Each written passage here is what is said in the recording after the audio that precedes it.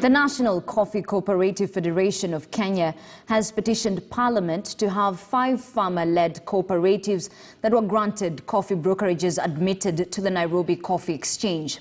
The petition that was submitted to Murang'a Woman Rep Sabina Chege also seeks to reverse orders made by Agriculture and Livestock CS Peter Munya that extended and reinstated licenses abolished by the Coffee General Regulations 2019 and Capital Coffee Exchange Regulations 2020.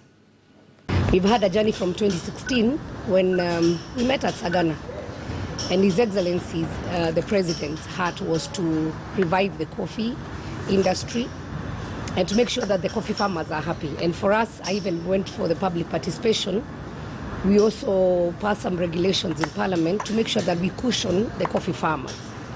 And one of the resolutions that were done is to remove the marketing and everybody to become a broker, so that then we allow more people to come on board and to be regulated by the capital markets, the CMA authority.